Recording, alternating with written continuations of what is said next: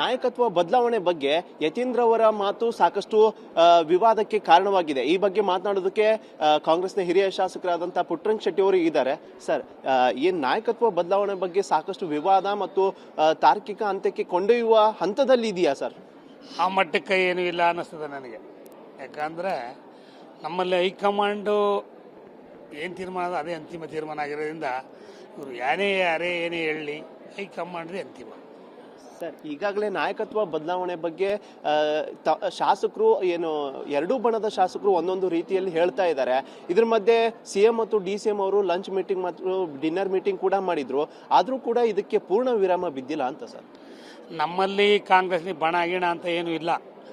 ಅಷ್ಟಕ್ಕೆ ಅವ್ರವ್ರು ಏನೋ ನಮ್ಮ ನಾಯಕ ಅಂತ ಅವ್ರು ಹೇಳ್ಕೋಬೋದು ಬಿಟ್ರೆ ನಾವೆಲ್ಲ ಕಾಂಗ್ರೆಸ್ ಎಲ್ಲ ಒಂದೇ. ಹೈಕಮಾಂಡ್ ಏನು ಹೇಳ್ತಾರೆ ಅದಕ್ಕೆ ಬದ್ಧವಾಗಿದ್ದೀವಿ. ಸರ್, CM ಸಿದ್ದರಾಮಯ್ಯ ಅವರು ಈಗಾಗಲೇ ಹೇಳಿದ್ದಾರೆ ನಾವಿಬ್ರು ಅಣ್ತಮ್ಮ ರೀತಿ ಇದ್ದೀವಿ ಅಂತ. ಆದರೂ ಕೂಡ ಯತೀಂದ್ರ ಅವರು ಪದೇ ಪದೇ ಹೇಳಿಕೆ ಕೊಡ್ತಾ ಇರೋದು ಯಾಕೆ ಅಂತ?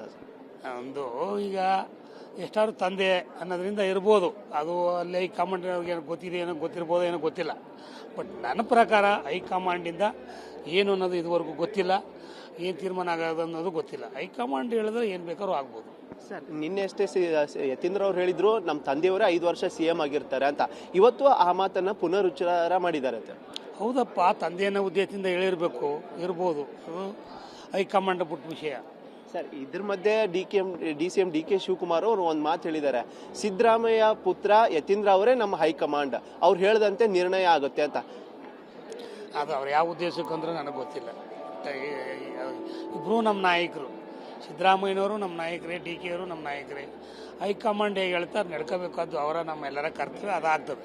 ಸರ್, ಈಗ ನೀವು ಹಳೆ ಮೈಸೂರು ಭಾಗದ ಹಿರಿಯ ಶಾಸಕರು, ಇದಕ್ಕೆಲ್ಲ ಏನು ಶಾಸಕರ ಮಾತು ಮತ್ತು ಯತೀಂದ್ರ ಅವರ ಮಾತು ಪದೇ ಪದೇ ಹೇಳ್ತಾ ಇರೋದ್ರಿಂದ ಪಕ್ಷದಲ್ಲಿ ಸಾಕಷ್ಟು ಗೊಂದಲ ಈಡಾಗ್ತಿದೆ. ಇದಕ್ಕೆ ನೀವು ಹಿರಿಯ ಶಾಸಕರಾಗಿ ಅವ್ರಿಗೆ ಏನು ಸಲಹೆ ಕೊಡ್ತೀರಿ ಅಂತ?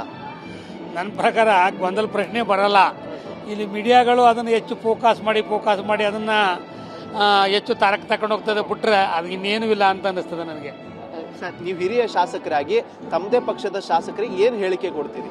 ನನ್ನ ಇಷ್ಟೇ, ನಾವೆಲ್ಲ ಒಂದೇ ಇರೋದ್ರಿಂದ ಕಾಂಗ್ರೆಸ್ ಯಾವತ್ತೂ ಶಿಸ್ತುಬದ್ಧ ಅಂತ ಪಕ್ಷ, ಬಡವರ ಪರವಾಗಿ, ಶೋಧವಾಗಿ, ಹಿಂದುಳಿದ ಪರವಾಗಿ ಯಾವತ್ತೂ ನ್ಯಾಯವನ್ನು ಕೊಡ್ತಕ್ಕಂಥ ಪಕ್ಷ ಇದ್ದದ್ದು ಕಾಂಗ್ರೆಸ್ ಪಕ್ಷ. ಹಾಗಾಗಿ ನಾವೆಲ್ಲ ಒಂದೇ ದಿಕ್ಕಿನಲ್ಲಿ ಮೊದಲಿಂದನೂ ಹೈಕಮಾಂಡ್ಗೆ ಬದ್ಧವಾಗಿ ನಡ್ಕೊಂಡಿದ್ದೀವಿ.